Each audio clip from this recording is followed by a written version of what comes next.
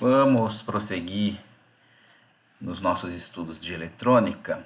Estamos estudando o diodo, mas de fato dentro de um projeto de uma fonte de tensão estabilizada. Então eu acho bem interessante, neste momento, localizar onde está o nosso estudo dentro desta fonte. Nós já passamos pelo transformador, vimos os circuitos retificadores de meia onda, de onda completa, em ponte de onda completa com derivação central. Aprendemos a calcular o filtro capacitivo. Então vejam, na entrada do transformador nós temos uma tensão alternada com V de pico alto, o V1 de T. Na saída, o transformador abaixa o V de pico, então nós também temos uma senoide de mesma frequência, mas com V de pico menor, adequado àquilo que nós queremos lá na saída da fonte. O retificador, se for de onda completa, ele vai deixar na sua saída somente a tensão positiva DC pulsante. Ele vai deixar passar para a saída o semiciclo positivo e o semiciclo negativo ele primeiro transforma em positivo e deixa passar para a saída. Depois vimos que o sinal de saída passando pelo filtro capacitivo é um sinal que tem uma certa ondulação, um certo fator de Ripple. Então, desde o início até aqui, percebam, nós temos uma tensão alternada com grande valor de pico, uma tensão alternada com valor de pico mais baixo, uma tensão contínua, mas muito variável, uma tensão contínua pouco variável. Agora está faltando nós transformarmos essa tensão contínua pouco variável em uma tensão contínua e constante. Quem faz essa função é um bloquinho chamado estabilizador, com um tipo de diodo especial denominado diodo Zener. Então, aqui nós temos o diodo Zener. Aqui o símbolo do diodo Zener é muito parecido com o símbolo do diodo comum, só que no lugar, aqui junto ao terminal de catodo, junto à barrinha do terminal de catodo, tem dois segmentos de reta inclinados, como está mostrado na figura. Este diodo Zener, ele foi feito para trabalhar na região de avalanche, que aqui será denominada região de regulação. Nos diodos comuns, a tensão de breakdown, que corresponde à entrada na região de avalanche, é alta. Para a família 1N4007, por exemplo, essa tensão é de 1000 volts. Um N4001, nós vimos na nossa apostila que é de 50 volts. Os diodos Zener terão essa tensão de breakdown, agora não mais chamada tensão de breakdown, e sim tensão de Zener, de alguns décimos de volts, no máximo alguns volts ou pouquíssimas dezenas de volts. Então aqui nós temos as convenções de tensão e corrente que são positivas para o nosso diodo, mais no anodo, menos no catodo. Essa é a tensão positiva e a corrente que vai passar do anodo para o catodo como positiva. Ora, se o diodo Zener trabalha na região de regulação, que corresponde à região de avalanche, essa região implica que a tensão seja invertida e a corrente também. Então, se nós compararmos essa segunda figura com a primeira, de fato eu inverti a posição do diodo, mas corresponde a inverter a polaridade da tensão e das correntes. Agora a corrente vai entrar pelo catodo, aqui ela entrava pelo anodo.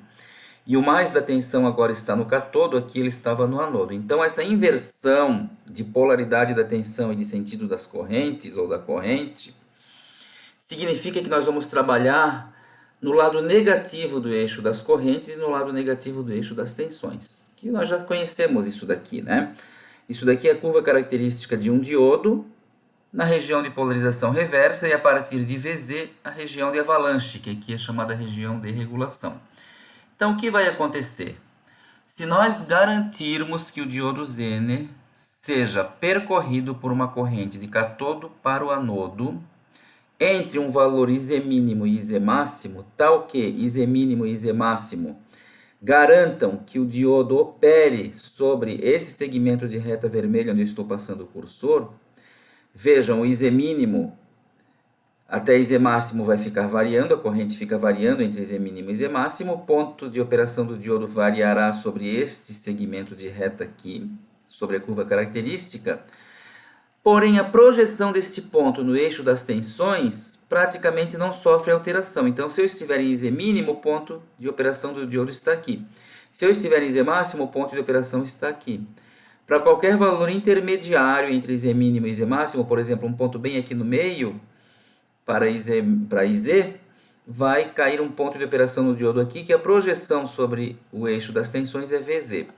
Em outras palavras, há uma grande variação de corrente reversa entre Z mínimo e Z máximo, corresponderá a uma pequena variação de tensão nos terminais do diodo. Nós podemos mesmo dizer que, se a corrente variar entre Z mínimo e Z máximo de cátodo para o anodo, o diodo consegue manter a tensão fixa no valor VZ. E o valor VZ é um valor fornecido pelo fabricante.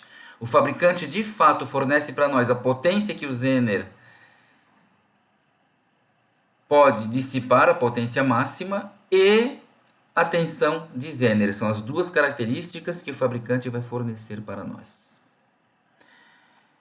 Então, na apostila tem uma explicação da questão da região de avalanche, do efeito Zener, depois vocês podem ler, né, com calma.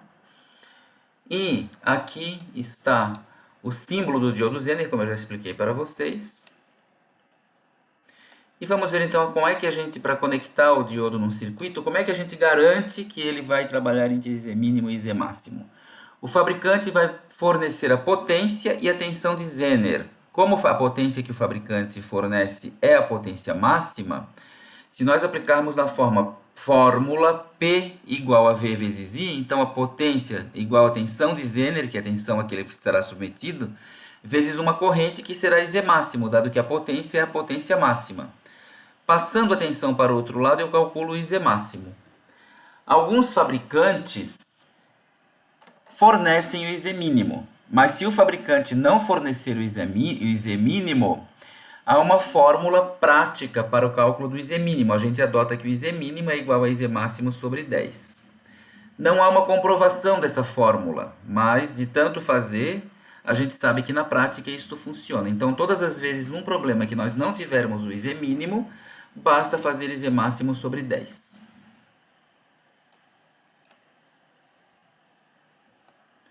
Mas como que seria o circuito estabilizador? É esse circuito que está aqui na tela. Então, aqui na entrada nós temos o VI, que é uma tensão variável, com uma pequena variação, não muito grande variação, mas variável. Pode ser, por exemplo, esta tensão aqui V4. Esta V4 é o VI para o estabilizador, então ela apresenta um certo ripple, a tensão que sai do filtro capacitivo do bloquinho anterior. E nós queremos na saída uma tensão contínua e constante, ou seja, fixa. Aqui temos uma tensão contínua e variável e queremos que a saída tenha uma tensão contínua e constante. Então vamos ver como é que se funciona esse circuitinho. É assim, então o VI entra aqui, está variando entre o VI mínimo e o VI máximo. Vejam, se o diodo estiver na região de regulação, garantindo que por ele passa uma corrente entre IZ mínimo e IZ máximo, a tensão entre seus terminais será fixa, será VZ. E vejam que ele está em paralelo com a carga, então a tensão da carga, VL, que é o VO, também será VZ.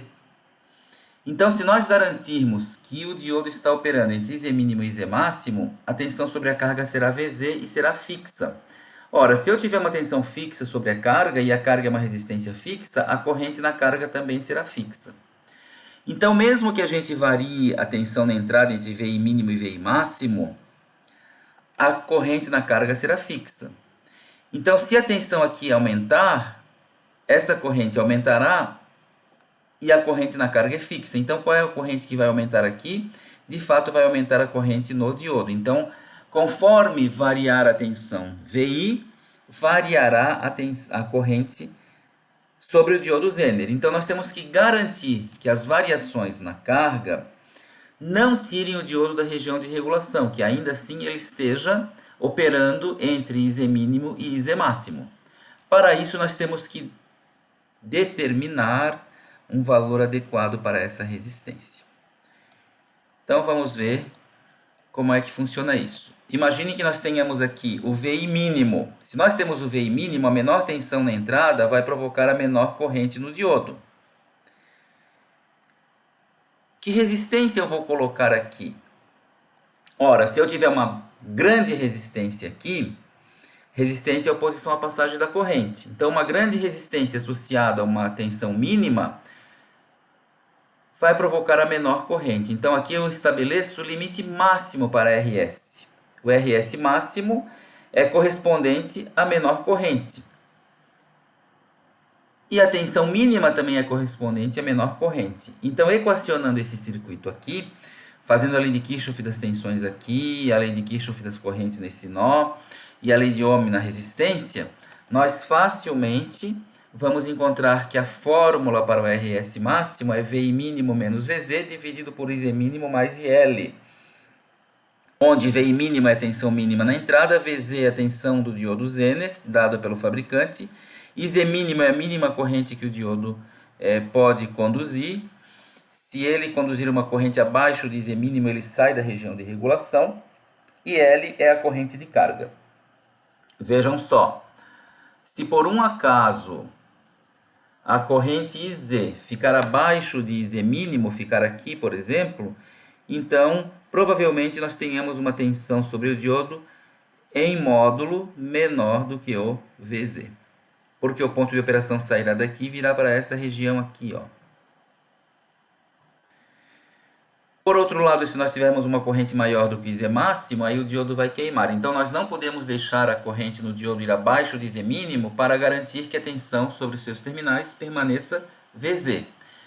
Também não podemos deixar o diodo operar em uma corrente maior do que IZ máximo, porque senão nós vamos submeter o diodo a uma dissipação de potência maior do que aquela para a qual ele foi fabricado. Portanto, a gente vai provavelmente danificar o componente. Se com VI mínimo na entrada nós encontramos o RS máximo, fazendo a análise agora com VI máximo na entrada, percebam, a máxima tensão na entrada vai provocar a maior corrente no diodo, porque a tensão é maior. Associado a uma resistência mínima, a menor resistência vai deixar passar mais corrente.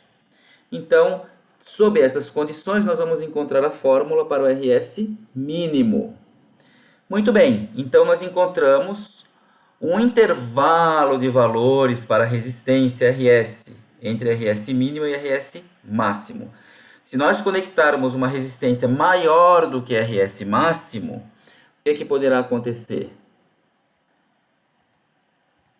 Se a resistência aqui for maior do que RS máximo, quando eu tiver VI mínimo na entrada, a corrente aqui irá abaixo de IZ mínimo, tirando o diodo da região de regulação e não garantindo mais a tensão VZ na carga. Se nós, por outro lado, conectarmos uma resistência menor do que RS mínimo, quando eu tiver o VI máximo na entrada com uma baixa resistência aqui, vai passar uma corrente aqui provavelmente maior do que IZ máximo. E aí então nós vamos provocar a queima do diodo por dissipação de potência para além daquilo que o diodo foi projetado. Então, para nossa segurança, para que nós não trabalhemos nos limites próximos RS máximo e RS mínimo, a regrinha prática é nós adotarmos um RS que é a média dos valores, a média aritmética entre os dois limites. Pode ocorrer que quando nós fizermos um projeto, nós encontremos o RS máximo em valor menor do que o RS mínimo, o que é uma impossibilidade física. Então, se isso ocorrer do RS máximo ficar em um valor menor do que o RS mínimo, significa que o diodo que nós escolhemos não tem potência suficiente para atender o projeto. Então, nós devemos trocar o diodo por um de maior potência, até que nós tenhamos um RS máximo maior do que o RS mínimo, para que nós possamos escolher um RS no intervalo de interesse. Haverá um limite quando o RS mínimo for igual a RS máximo. Se nós forçarmos no projeto RS mínimo igual a RS máximo, nós encontraremos o diodo que atende o projeto com a menor potência possível. ou seja, o projeto mais econômico. Então, o diodo de menor potência que atende o projeto do circuito estabilizador é aquele para a condição de RS mínimo igual a RS máximo. Então, para nós fixarmos todos esses conceitos, vamos fazer o exemplo numérico que está aí na apostila. O exemplo pede o seguinte: uma carga de resistência igual a 200 ohms e que necessita de uma corrente de 75 mA é alimentada a partir da tensão cujo gráfico é mostrado abaixo. Letra A. Projetar um circuito estabilizador com diodo Zener para fornecer a alimentação adequada para a carga a partir da tensão disponível. O diodo Zener deve ser o de menor potência possível. Letra B. Supondo que o verdadeiro valor da corrente mínima de regulação seja de 2 mA, recalcular o valor mínimo de potência do diodo. Bom, quando ele pede para que nós projetemos um circuito, nós temos que desenhar o circuito e calcular a resistência e o diodo Zener. Calcular a resistência significa saber qual é o seu valor e qual é a potência que ela tem que dissipar. Calcular o diodo Zener significa saber qual é o valor da tensão de Zener e qual é a potência que o Zener tem que, ou qual é a potência máxima que ele estará sujeito. Então, para nós calcularmos a potência no Zener, precisamos conhecer o IZ máximo e a tensão de Zener. Para calcularmos o resistor, precisamos calcular o RS máximo ou RS mínimo.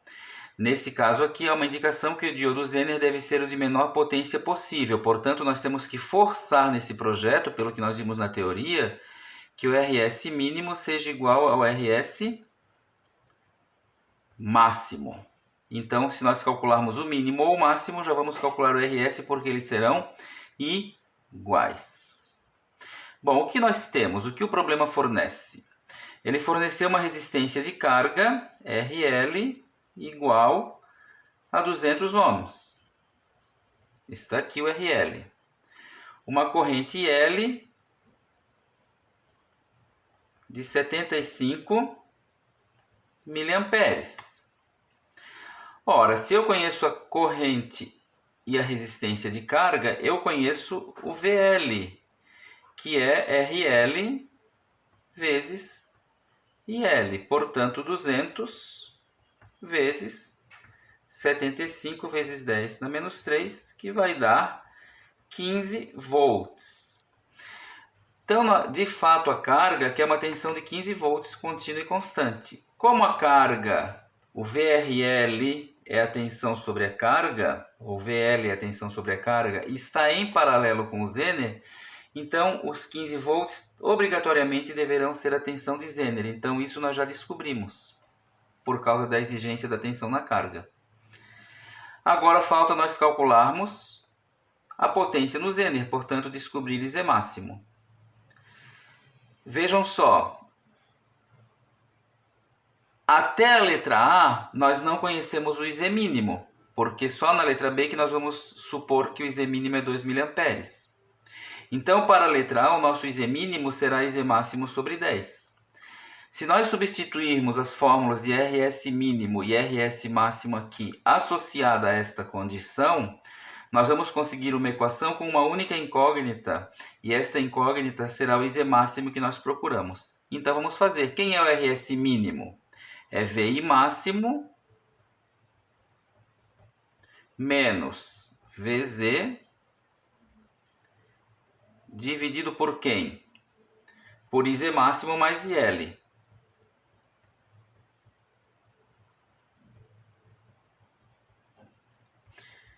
Tem que ser igual a RS máximo. Vejam que aqui eu já mostro as duas fórmulas. O que está em retângulo são os índices relativos ao RS máximo. Então, RS máximo vai ser igual a VI mínimo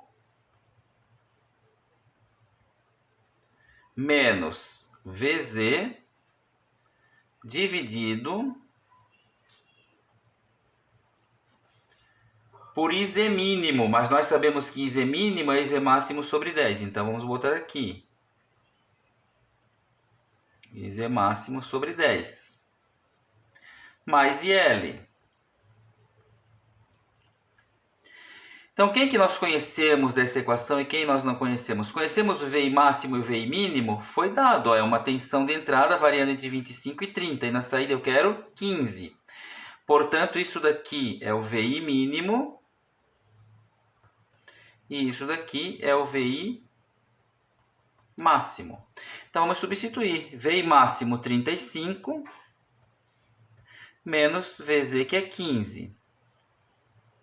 Dividido por IZ máximo mais IL, que foi dado, 75 mA. 75 vezes 10 na menos 3. Vai ser igual a quem? VI mínimo, 25, menos VZ, que é 15. Dividido por quem? Por IZ máximo sobre 10. Portanto, vamos deixar IZ máximo sobre 10 aqui, porque IZ máximo é quem nós queremos descobrir. Mais IL, que é 75 vezes 10 na menos 3. Então, percebam que a única incógnita que nós temos aqui nessa equação é o IZ máximo. Nós podemos colocar isso daqui entre parênteses e multiplicar em cruz. 35 menos 15 dá 20 vezes esse parênteses. 25 menos 15 dá 10 vezes esse parênteses. E aí, isolando o IZ máximo, vamos encontrar então um IZ máximo igual a 93,75 miliamperes. Descoberto o IZ máximo, podemos encontrar o PZ. O PZ é VZ vezes IZ máximo, portanto, 15 vezes 93,75 vezes 10 na menos 3. Então, o PZ resultará em 1,4 watts. Portanto, o Zener está totalmente dimensionado. Ele terá um VZ de 15 volts e uma potência de 1,4 watts. Então, este daqui é o Zener que nós temos que usar no circuito sob as condições da letra A. Na letra B, foi dito o seguinte: supondo que o verdadeiro valor da corrente mínima de regulação seja 2 mA. Então, ele está dando agora o IZ mínimo, igual a 2 mA. Nessas condições, recalcular o valor mínimo da potência do diodo. Porque essa potência aqui foi calculada para um IZ mínimo igual a IZ máximo sobre 10. No caso, se o IZ máximo deu 93,75, então nós consideramos isso aqui sobre 10, 9,375 mA seria o IZ mínimo.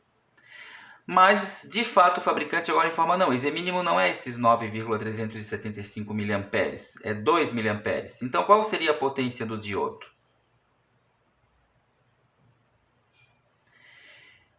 Então, a potência no diodo vai depender de nós calcularmos o novo IZ máximo. Portanto, vamos retomar esta equação aqui, só que no lugar do IZ máximo sobre 10, agora vai quem? Vai o verdadeiro valor de IZ mínimo. Então, eu já vou até adiantar um pouquinho aqui. Vamos fazer assim, ó, 35 menos 15 é 20. Dividido por IZ máximo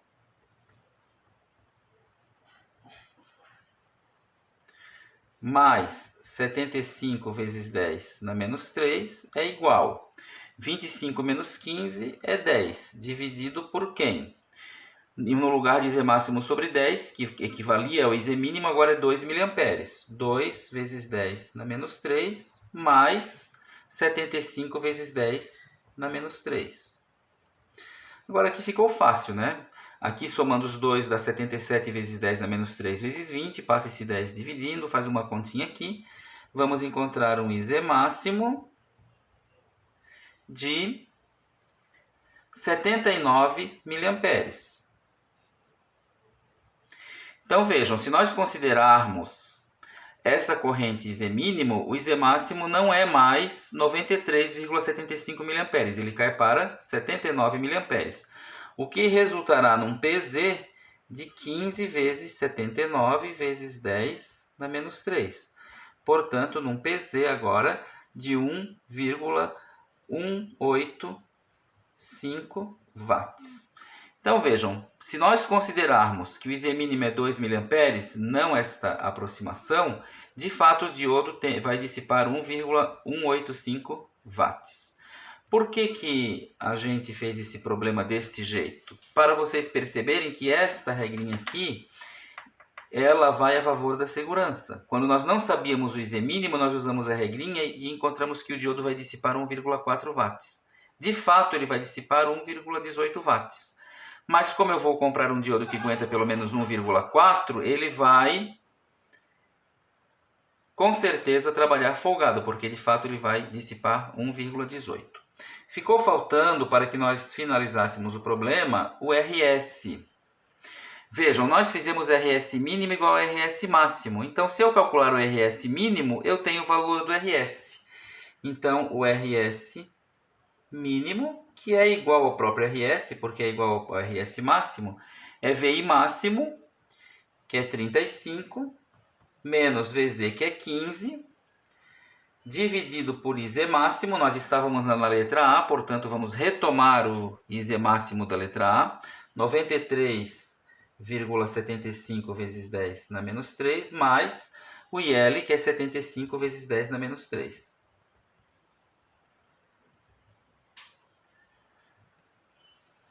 Portanto, vamos encontrar um RS de 118,52 ohms. Então, nós estamos, repito, calculando o RS pela letra A. Eu fiz questão de, antes de concluir a letra A, fazer a letra B, porque ela é uma continuação aqui, né? Bastando trocar o IZ mínimo. Este resistor, neste tipo de circuito, normalmente é um resistor que vai dissipar uma potência maior do que aquela potência daqueles resistorzinhos pequenininhos que nós temos no laboratório de 0,125 watts ou 1/8 de watt. Então, sempre é interessante calcular a potência sobre RS. E como é que a gente calcula a potência que esse resistor vai dissipar? Basta fazer a lei de Kirchhoff das tensões aqui na entrada com o VI máximo. Então, quando eu tiver VI máximo, que é a condição de máxima potência para dentro do circuito, aqui eu vou ter VZ e aqui eu vou ter VRS. Então, quem é o VRS? Mais VI máximo menos VZ. Então, VI máximo menos VZ sobre RS. A gente sabe que a potência no resistor é V quadrado sobre RS. Então, VRS ao quadrado sobre RS, sendo que o VRS é VI máximo menos VZ. Aqui está o VRS. Então, se nós calcularmos, vai dar o VI máximo, que é 35, menos 15 ao quadrado sobre 118,52. Então, isso aí vai dar uma potência sobre o resistor RS de 3,375 watts. Então, veja, o resistor RS ele terá que ser um resistor de 118,52 ohms e dissipará uma potência de 3,375 watts. Então, ele não é aquele resistor pequenininho, ele tem que ser um resistor maior em tamanho. Não estou falando maior em ohms, estou falando maior em tamanho, para ter uma possibilidade de dissipar uma potência maior do que aquela potência que nós estamos acostumados com o resistor. Então, com isso, nós dimensionamos o último bloquinho da nossa fonte estabilizada. Repito, vai entrar aqui uma tensão que está variando entre 25 e 35 e vai sair uma tensão fixa de 15 volts, se nós cumprirmos os termos desse projeto aqui. Existe uma gama de outros circuitos utilizando diodos, como limitadores, grampeadores e uma infinidade de circuitos. E o que ocorre é que no nosso plano de no nosso projeto pedagógico de curso, prevê que a gente ensine os circuitos limitadores. O que são circuitos limitadores ou circuitos ceifadores? São circuitos que deixam passar da entrada para a saída uma parte da tensão de entrada. Ou seja, eles cortam uma parte da tensão de entrada e não deixam passar para a saída. Então vamos analisar esse circuitinho aqui. Por exemplo, aqui nós temos um diodo. Este diodo está em série com uma fonte chamada V de referência. E essa fonte impõe aqui no terminal de catodo do diodo um potencial V de referência. Claro que para o diodo conduzir, no anodo eu tenho que ter um potencial maior do que V de referência. Porque o anodo tem que estar mais positivo do que o catodo. No instante em que o anodo fica mais positivo que o catodo, o diodo entra em curto-circuito e a fonte V de referência fica em paralelo com a saída. Então, quando o diodo conduz, o VO será igual ao V de referência. Quais são as implicações disto? Então, está aqui. Se o VI for maior do que o V de referência, o diodo conduz e o VO fica igual a V de referência. Agora, se o VI for menor do que o V de referência, se o VI aqui for menor do que o V de referência, então o potencial no anodo será menor do que o potencial no catodo e o diodo abre. E aí nós teremos esta condição aqui. Esta condição aqui, o diodo aberto. Com o diodo aberto, vejam que não passa corrente na resistência R, porque aqui não tem caminho e aqui está aberto. Se não passa corrente na resistência R, então a queda de tensão sobre o resistor R é nula. E aí, se nós fizermos pela lei de Kirchhoff das tensões à malha externa, tendo 0 volts sobre a resistência, nós vamos descobrir que o VO é igual ao VI. Ou seja, para tensões de entrada menores do que V de referência, a saída é igual à entrada. Para tensões de entrada maiores do que V de referência, a saída fica presa em V de referência. Graficamente, nós temos esta situação aqui.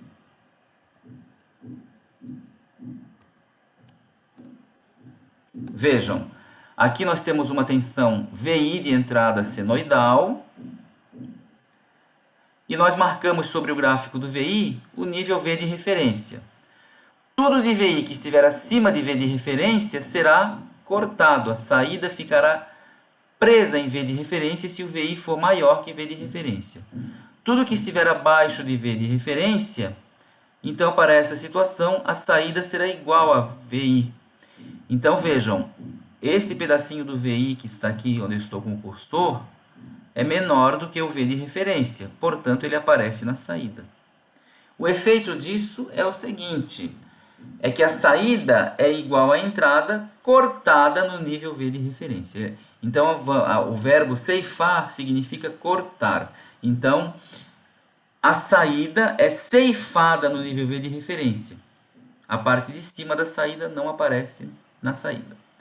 Se eu quisesse cortar a parte de baixo, o que eu faria? Eu inverteria a posição do diodo.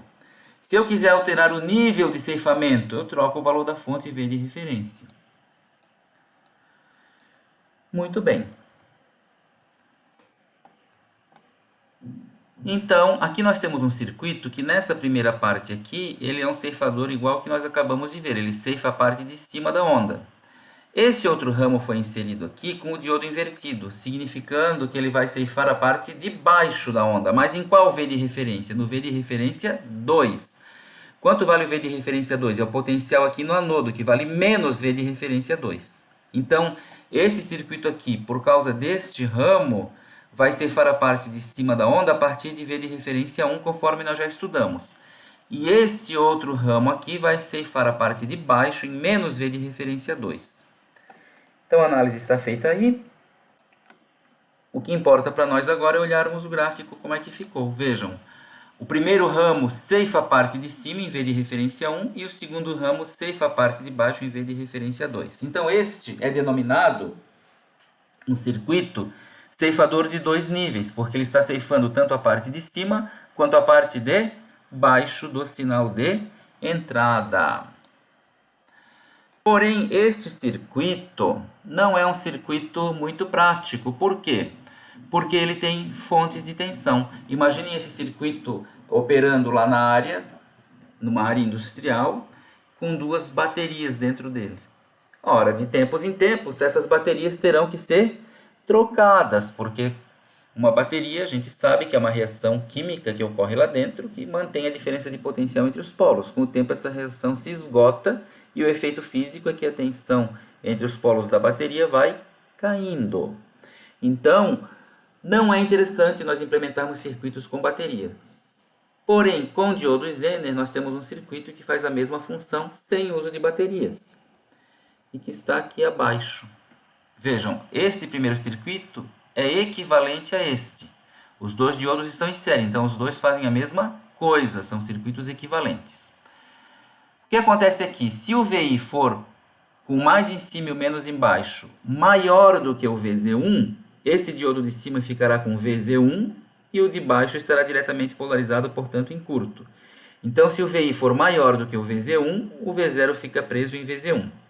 Se o VI for menor do que menos VZ2, então esse diodo aqui entrará em condução e esse aqui ficará preso em VZ2 com menos em cima. Então o V0 ficará preso em menos VZ2.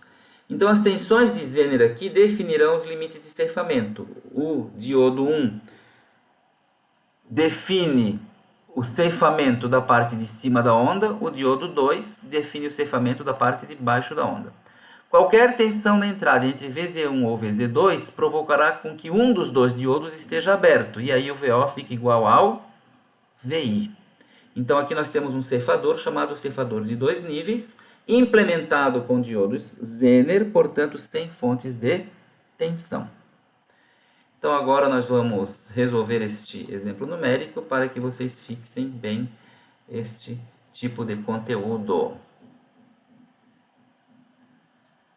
Este exemplo pede o seguinte: dada a curva característica de um limitador de dois níveis, desenhe um circuito correspondente com diodos comuns e fontes de tensão e desenhe um circuito correspondente com diodos Zener. Então nós teremos que desenhar dois circuitos, um com diodos comuns e um com diodos Zener, de forma que nós atendamos o que pede este gráfico. Vejam que gráfico é este. A tensão de saída em função da tensão de entrada.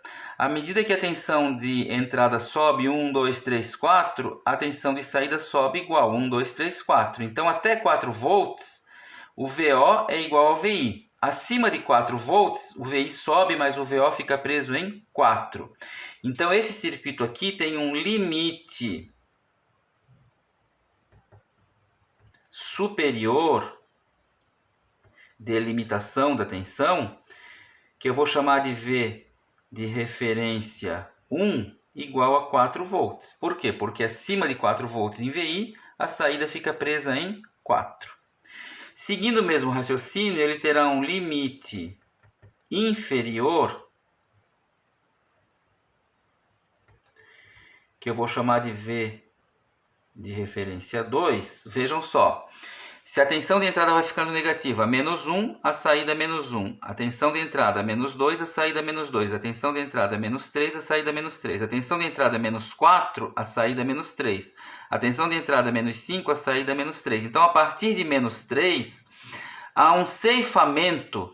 O circuito vai ceifar o que está na entrada abaixo de menos 3 e não vai deixar passar para a saída. Então, o limite inferior é de menos 3 volts. Então, agora nós temos que fazer dois circuitos que atendam essas duas situações. Vai cortar acima de 4 volts e abaixo de menos 3. Nós vimos na teoria que o circuito que faz isso, utilizando fontes de tensão e diodos comuns, é este aqui. O diodo assim posicionado vai fazer o limite superior. E o diodo posicionado com o cátodo para cima e o anodo para baixo vai fazer o limite inferior. Aqui uma resistência, aqui a tensão VI, aqui a tensão VO. Vejam, se esse aqui vai limitar no limite superior, a tensão no catodo dele tem que ser fixa no valor do limite superior, que é 4 volts. Então, se aqui eu tenho que ter mais 4 volts, eu sou obrigado a ligar daqui para o menos uma fonte de 4 volts, que no nosso caso é o V de referência 1, que será 4 volts.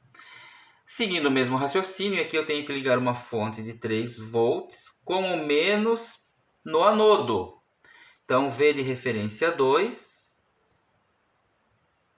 igual a 3 volts. A fonte vale 3 volts, mas o valor do potencial aqui é menos 3 volts em relação ao menos. E o valor do potencial aqui é mais 4 volts em relação ao menos. Então, este ramo aqui vai ser responsável pela limitação acima de 4 volts. E este ramo aqui pela limitação abaixo de menos 3. Bom, este é o circuitinho com fontes de tensão e diodos. Um circuito correspondente com diodos comuns e fontes de tensão. Agora vamos desenhar um com diodos Zener. Também vimos na teoria que o circuito com diodos Zener é assim, ó. É um diodo Zener contra o outro, sendo que um diodo Zener será responsável pelo limite superior e outro pelo limite inferior.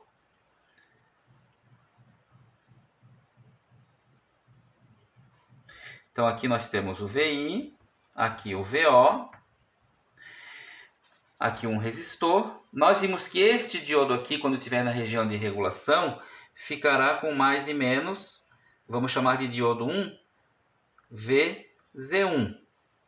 Portanto, ele vai limitar a parte positiva. Então, a tensão desse diodo 1 aqui, esse VZ1, tem que ser o mais 4 volts.